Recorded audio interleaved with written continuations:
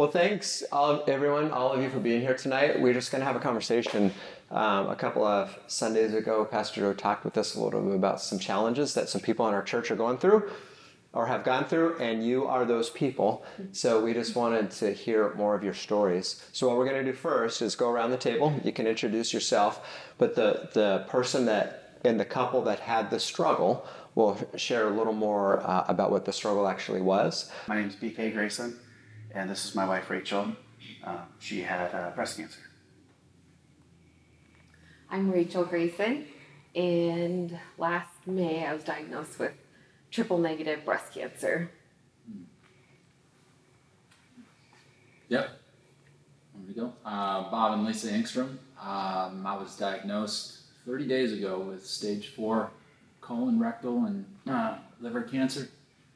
And this is my wife, Lisa.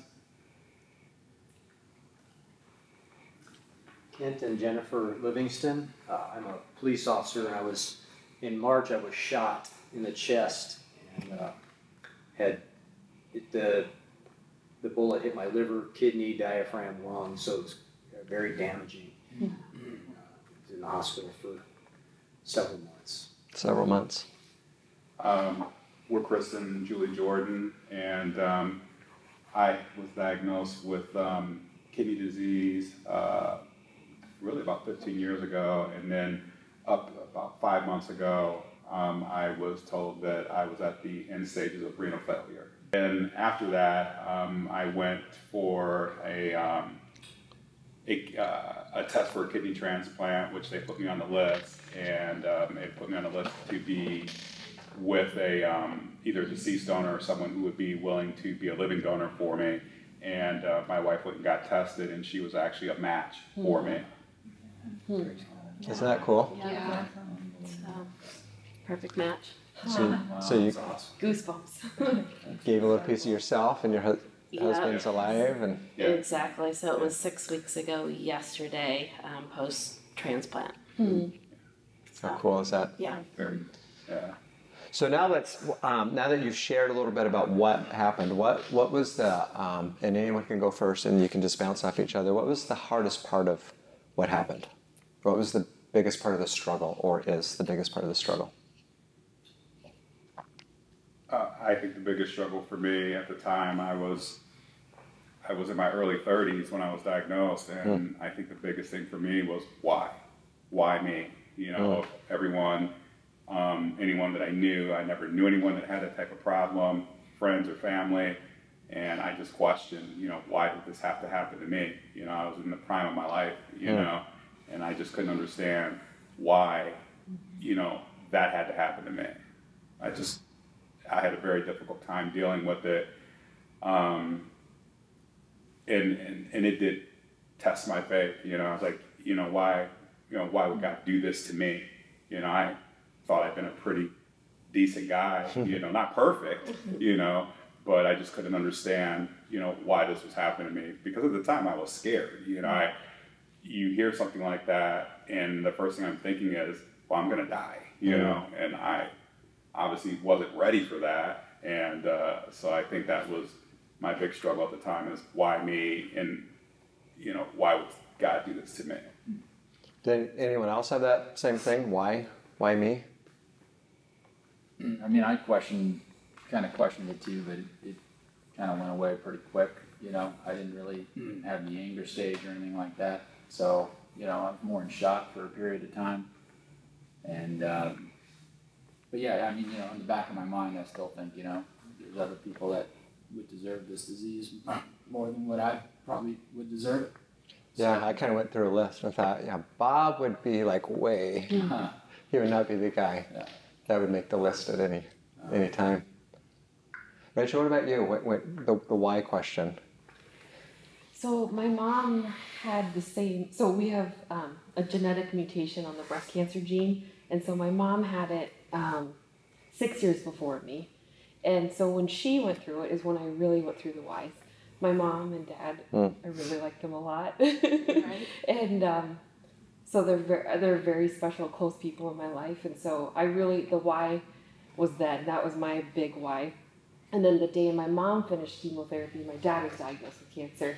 and I was with them at the appointment. We didn't have children yet, and so I went with them, and so my big whys were then. Okay. And then so I feel like God kind of used those to prepare me, like 6 years later, so that when I was diagnosed, it wasn't so much the why, but more I knew He'd be with me. But I did go through the big why then a lot. With your parents, you're saying? Yes. Yeah. Did you ever do the why thing? This will probably get into a little bit more what we talked about later, but the times that I questioned why were, God, why aren't you taking care of this Okay. part of it? Not why did I get shot? There was never that. And I don't know, we haven't talked about that part. Did you have any times when you wondered why? Of course, yeah. Why? We had just been married for only 4 months. So Oh, we're still wow. in that first year of marriage. Okay. And we're in the hospital. So Right. Yeah. But through this process, I mean, we've seen like a lot of godly things happen. So, I mean, there's probably the why right there in our life, and just being married short 4 months and then dealing with this, it's been overwhelming, but brought us closer to God and together. So Yeah, and with your story too, because it like one thing kind of led to another, which led to another, which led to another. It wasn't it was getting shot, but things kept breaking down kind of, and so it just prolonged it. yeah, we found out about a little over a month ago, she bumped into one of the doctors in passing, and he said, we didn't expect him to make it here, and we never knew any of that. They can't tell you that. Wow. I never questioned, she never questioned the will to live, to fight through it. I never thought I'm gonna die. I mean, if I did, I'm gonna wake up in heaven. It's gonna stink for her because, I'm leaving her alone. She hasn't got the best part of you yet. It's only been 4 months. Well, that's, exactly. So, when I first got hit, I went, oh, she's gonna be so mad at me. he actually said that. Wow. So, So so now the spouses could share about this too. As far as trusting God, when you're asking, you brought up a good thing about the why.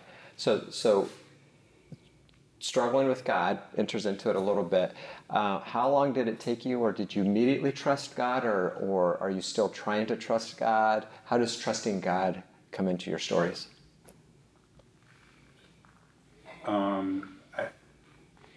I think that Julie played a big part of that for me, because she had went through an unexpected death of her father a few years before that, and she had gotten really close with God. She had gotten baptized when we were living in Colorado, and I was going to church with her and everything, and I was supportive of her, but it didn't hit me the same way that it hit her.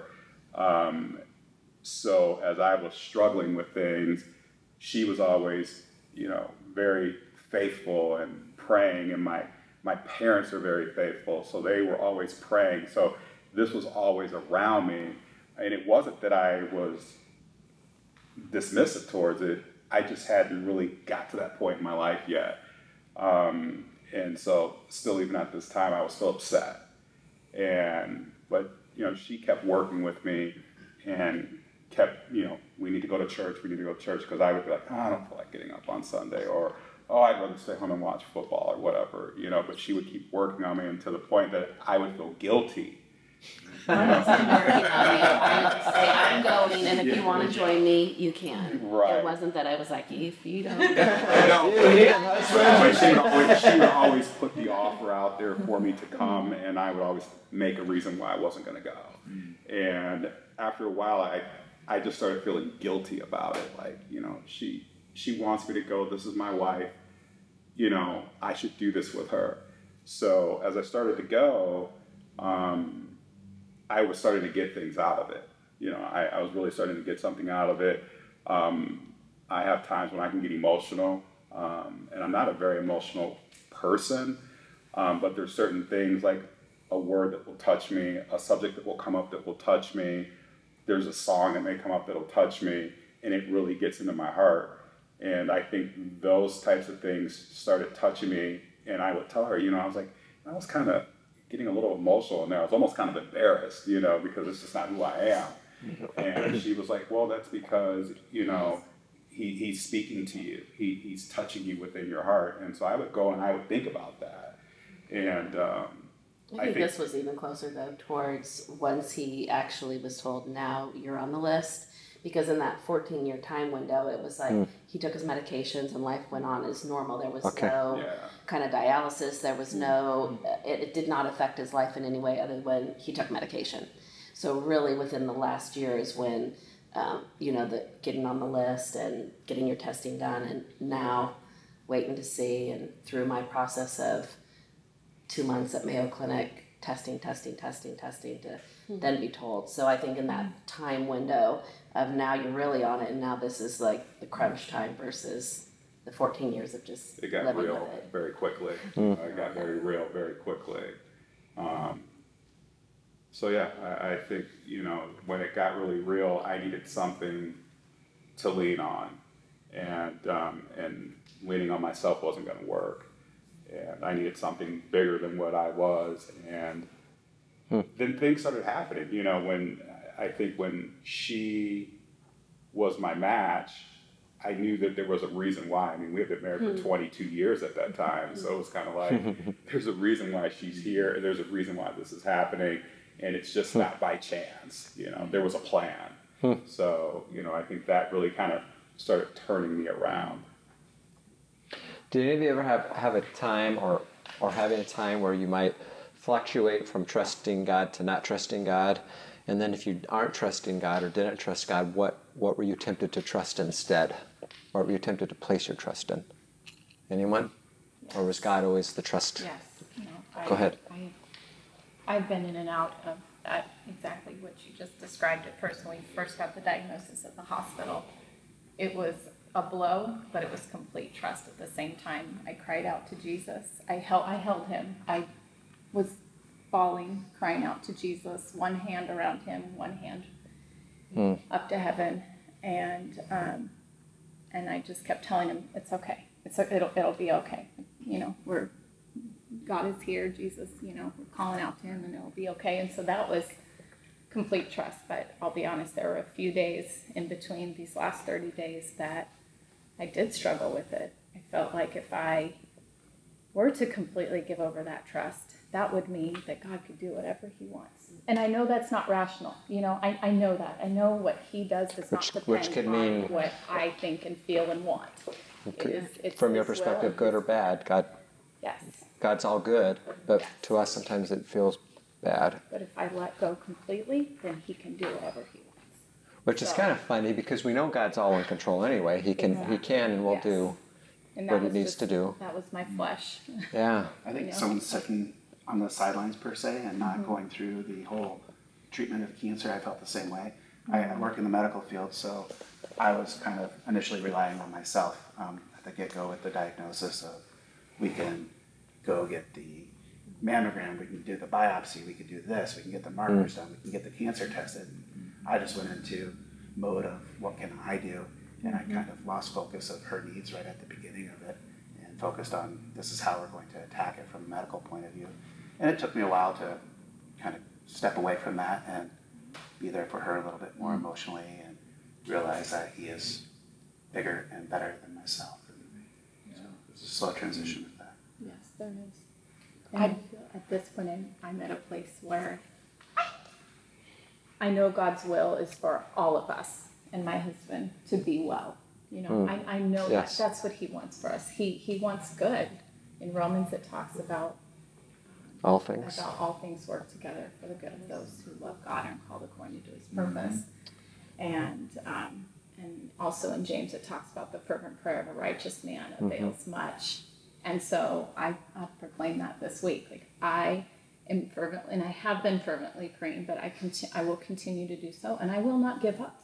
I will not give up until Till it's gone. until our prayers are answered for complete healing. Yeah. Complete healing is what my prayer is. Yeah, because we're told to pray. We've talked about that on the phone. We're told to pray, and that's how we will pray. And we also pray for God's will, that he'll be glorified. But we don't stop saying, this is what we want, though. This is what we're asking for. That's right. Yeah. It's funny that you say that. I was so drugged up for for the first month as a blur. But I remember when I started to be able to think a little more clearly, I'm like, I could start praying, and it's as strange as that sounds. I would do little short prayers, but I couldn't hold a thought very long because all the pain that. So when I decided, I'm like, there's a church that we go to, and these people can be praying for me. We've got to invoke that. We've got to reach out to them, and there were never times of lack of trust, but I was angry about, God, why aren't you taking care of this right now? And so it wasn't that I didn't trust him, but it was just. Well, you sort of question it. Right, Yeah? and the prayer was as fervent as it ever has been. When you have nothing else, Right. and I was grateful for that. I was grateful. I'm like, God, I'm so glad you have me here. Mm-hmm. And as strange as that sounds, but I remember what you said about God, I want your will to be done. You're like, man, that could mean I don't make it, right? Oh well, I mean, so. Like very early, we both were like, we just want God to use this. Yeah. And however, regardless, however you're gonna use it for your glory. And When he says there's, that. purpose in the pain. yeah, There's we said purpose, that of course. multiple times, and I think we were scared. I mean, Absolutely. Yeah. Yeah. I was more scared about the things that were happening to me Right. than dying. It was just crazy stuff happening when your liver eats through your diaphragm into your chest cavity and there's bile leaking everywhere, coming out of places it shouldn't be. Then Right. you're thinking, this is like something out of a This horror is movie. not. Yeah. Right? it's not So normal. no, and that was a little scary. Well, let's jump into the prayer part, and then we'll jump back to the faith part, and I'll do it. We'll go around the table and with a question I'm going to ask you that I just got that just came to mind. But so let's talk about prayer. Let's start with you, because you did it kind of like a particular fervent kind of prayer towards the end, so to speak. There were times when I would be so frustrated, I would just cry out to God. Like I'd never had. I prayed hard before, but this was the hardest I've ever prayed, as strange as that might sound. And literally bawling with her, holding each other. And it was like, this is so cool.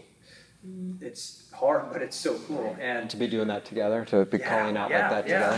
We're new in Pretty our intimate, marriage, so, spiritually intimate. I mean, it was amazing for our marriage. Spending every minute of every day together.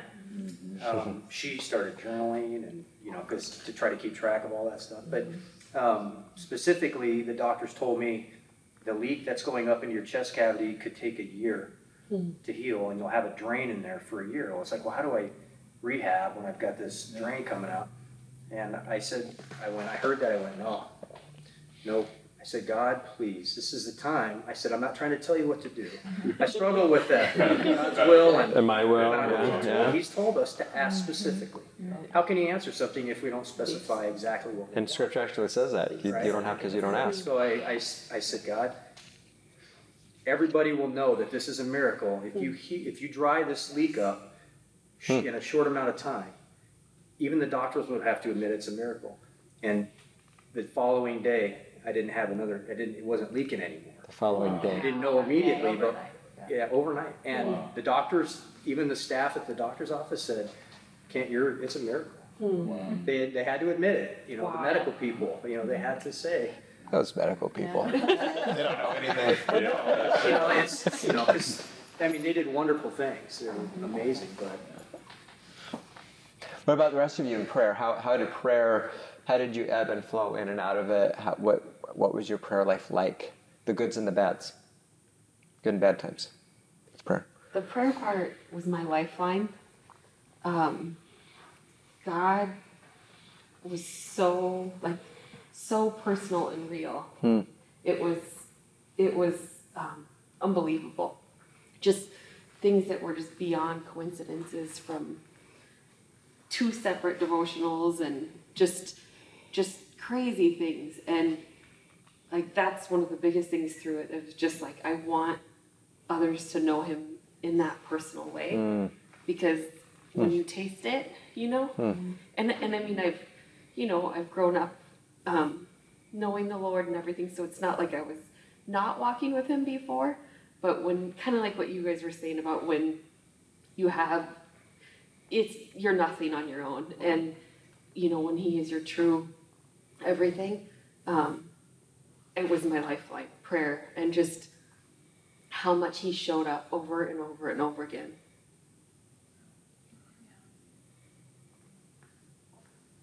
Anyone else want to talk about prayer? Yeah, so prayer has been, it's been a little bit of an up and down, but at first, when it first happened, I was praying hard, in my closet, on my knees, calling out to God, by myself and on the phone with close friends. And even the night at the ER when we heard the news, I mean, that was my prayer too, is that every doctor and every nurse we encountered would see that God is real and see that he is mighty and that he would be glorified. And I testified to that ER doctor, and when the ER nurse walked in the room, we had a previous conversation. I knew she was a believer, and so I actually demanded her to come in this room, and we are declaring victory in Jesus over this man. And she came in and we prayed together. All 3 of us held each other, sobbing, and we all prayed. Now there was a period of a few days where the verse that talks about the Holy Spirit will intercede for us when we don't have the words to say. I definitely felt there were several days where I was in that period, but I knew that I had friends, prayer warriors, praying, and I could feel that. I knew when I didn't have the words, and a little bit of guilt would creep in that I didn't have words to pray, but then that was quickly dismissed by truth, that I knew I had specific people and lots of other people that were praying the entire time. And so it's really true. Like, you will feel lifted up, and the Holy Spirit does intercede for us when we don't have the words, because sometimes we don't. Right. And what we don't know, he knows our thoughts. Yes. Regardless. He knows what we can't say. So. And I also shared there was another time we were at the Mayo, and he was having an exam, and so they had me go into, I was in the room, but I was in the corner of the room and I couldn't see anything, and it was my own personal prayer clock. I turned it into my own personal prayer closet, and I had At the hospital? At the hospital. I was in a little chair in the corner, literally in the corner of the room, with Bob, a doctor, and a nurse on the other side of the curtain, and I sat there like this the entire time, praying out loud. And my prayer was that those 2 in that room would come to know Jesus, and that his spirit would just come upon him and they would feel his presence. And afterwards, Bob did ask, he says, "Were you on the phone?" He could hear me. He could hear me. I was crying out to God. Were you on the phone? Kinda.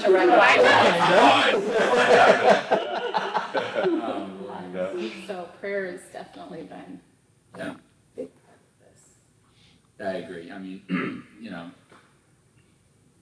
same thing. Pray hard, pray hard, pray hard, but I've never prayed harder in my life. And it wasn't until I was completely at peace when, I think it was like day number 3, I was, still in a little bit of state of shock, and I was just pretty emotional that morning. And, I'm not normally a very emotional guy either. I mean, I've got a soft side, but I was just overwhelmed, and I just sat in my office and I just prayed, and I just turned everything over.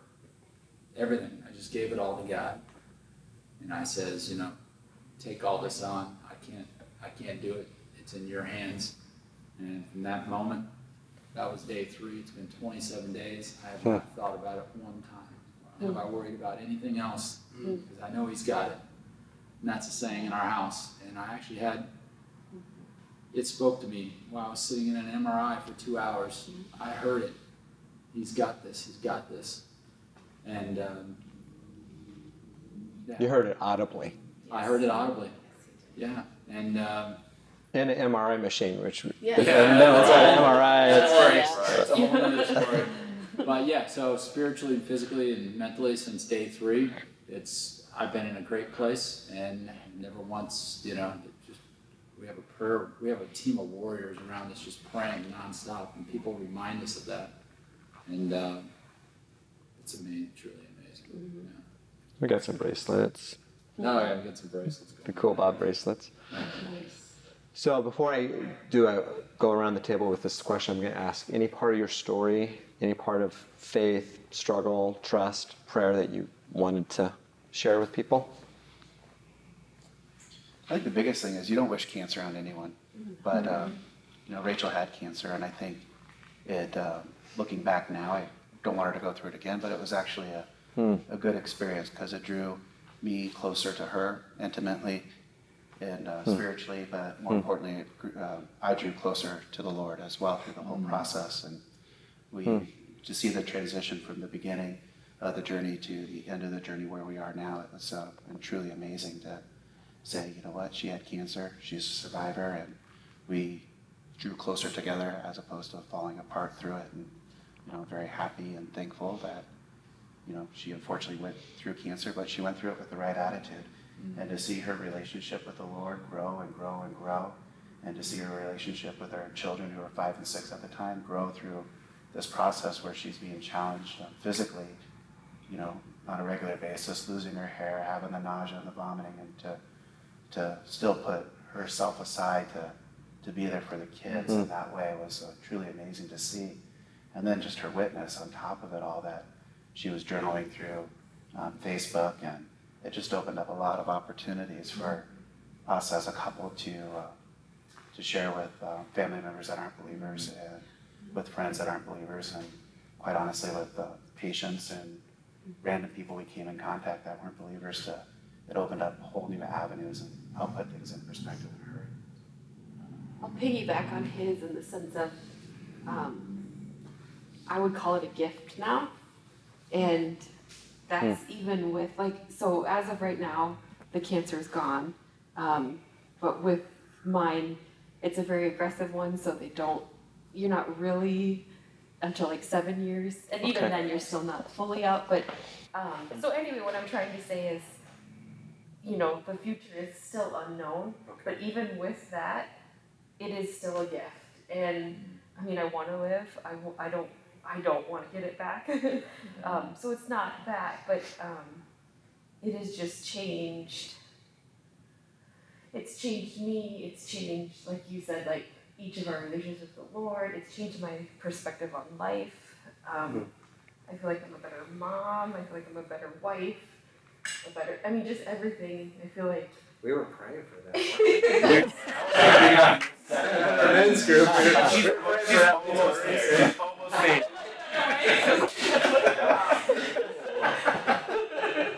no, but honestly, in certain ways, I'm a worrier, kind of prone to worry, and God used it to just break me and change me, and so even with kind of more uncertainty for tomorrow than I've ever had in my life, I have more assurance for tomorrow than I've ever had, and I appreciate every single day more, and I feel like I soak in moments with the kids more. And I don't take for granted first day of school. I don't take for granted, and used to worry about, Things that didn't matter. yeah, frivolous. But when you talk about God's perfect timing, the time she had cancer was just absolutely perfect. And it sounds really weird to say and messed up in many levels, but our kids were 5 and 6, and so they were sheltered for a lot of it, and they didn't know or have questions or friends that have gone through it. So it really was, perfect. It wasn't timing as with scary them. for them because of their age. Right. And then Yeah. it just where we are today, you see more of God's plan and why we went through it. Yeah. During the walk and during the journey, we didn't see it, and we were blinded about a lot of the things we talked about just a little bit ago. But looking back now to say God's there, holding my right hand, walking with me, it means something different today than it did a year ago. Right. Yeah. To truly trust. I think looking like on my part of it with him, in the last, few weeks prior to surgery, after I'd done my testing and we had a date and we both had caregivers, so his mother flew out from Michigan and mine flew out from California, and, you know, everything's set to go, and, they did my last blood work, and I had a couple skin cancers removed off my arm, which at the time I didn't even faze me. It wasn't even through Mayo Clinic. It was on an outside thing, but I had it before my testing, during my testing, and after. And so, long story short, because of it, literally surgery was a Tuesday morning at 5 a.m. and they canceled the surgery Monday afternoon at 2. Oh. And he, you know, why are we doing this? What is gonna happen? You know, why is this going on now? And him just going through, I'm not gonna let somebody else dictate when I can get a transplant. And I was just like, oh my gosh, you know, it's gonna happen. It's just a matter, you know, timing. And who's to say the timing that morning wouldn't have been the right time? But 5 weeks down the road, you know, and praying, and I think at that time, especially coming in here, is when the clock started going, and certain messages were said that just sparked in him, you know, there's a purpose and a reason for everything. So me being able to at least watch him to see the whole faith, and it's, you know, it's fine, it's gonna work out, it didn't happen now, but it's not that it's not going to. So, you know, that was a good, something for me to see him, to be like, God math instead of your math. I think the big thing for me, I think God's been working on me for like the last probably 2 years, and He's put a lot of things in front of me that have been difficult. You know, almost 2 years ago, our son was diagnosed with leukemia, and you know, it shook me. You know, but to make a long story short, he went through chemo and had a stem cell transplant. And he's been cancer-free now for a little over a year. And now he's going in for some sort of trial thing, study on him now. But, you know, seeing him, because they said at the time when we got him to the hospital, they told us that if he hadn't gotten there within the next 48 hours, he would have died. He was that far along. And so I just think there's been some major things that have happened that God's been knocking on my door like, look, you know, I'm doing these things to open your eyes, and, you know, I can fix things, you know, if you pray and you believe in me, I can make miracles happen. or lean on you. Yeah, and so, you know, I just think I was more of a, not that I didn't believe, I've always believed, and it's always been in my family and everyone's been around me, but I just don't think that I was diving in full bore like I needed to be. And I think that God's like, look, I'm here for you. I want you, you know, I want you with me, you know, and I want you to go out and testify about me. And I think that He just kept challenging me and testing me until finally, you know, I opened up my eyes. And now, you know, I really feel it, you know, and I feel it when I come in on Sundays. I mean, I listen to things on the radio, I read books, you know, there's just certain things that I'm always trying to be involved in listening to the Word. It's really gotten into me. Cool. Yeah. All right. So this is what we'll do. So when I hear each of your stories, and I think about my little life, my run-of-the-mill struggles that test my faith and put my trust in God to the test, which is usually like about relationships or about people or job stuff, run-of-the-mill, low-grade, from my point of view to your point of view, low-grade things. So people like me in our church that have the usual, from you guys aren't saying this, I'm saying this, my low-grade struggles compared to your high-grade struggles. What would you say to people like me that are having just usual kinds of struggles that are keeping us awake at night? What would you say to them? Trust. Yeah, because we're all gonna have struggles. You guys got that. I know, what is Let's just call it out.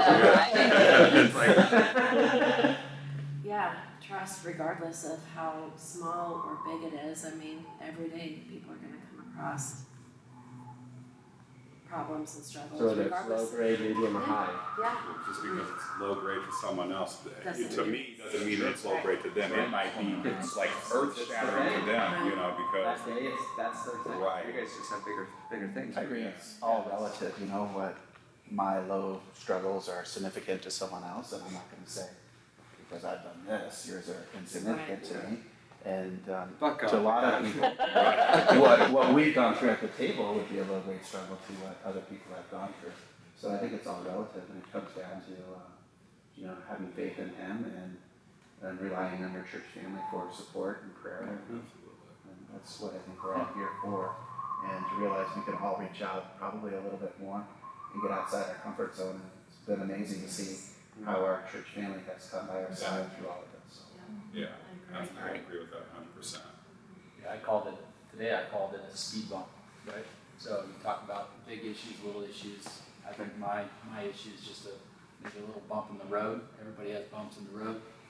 And I struggle with the same things that other people do, you know, and you just got to put your trust in the Lord and the people that you've surrounded yourself with, and the power of prayer to get you through them. So, yeah, it's a bigger issue having cancer, but, you know, it couldn't be a whole lot different than somebody that's struggling with something else. It's still a struggle in life. And you still get- Relying on yourself or relying on God. There you go. Your resources or His. Yeah, it's just a little bump.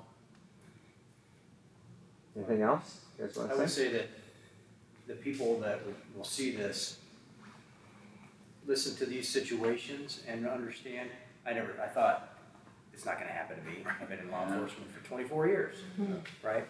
But it can happen, but that's not, the point is, you don't have to go through something like this. Oh, Let these situations speak to you, and you know, and learn from what we've been through, and you can experience the same closeness to God right. Yeah. and the depth Okay. that He takes you Yeah.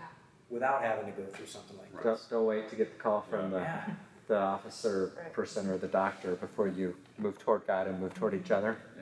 Yeah. Be a better wife now, Rachel.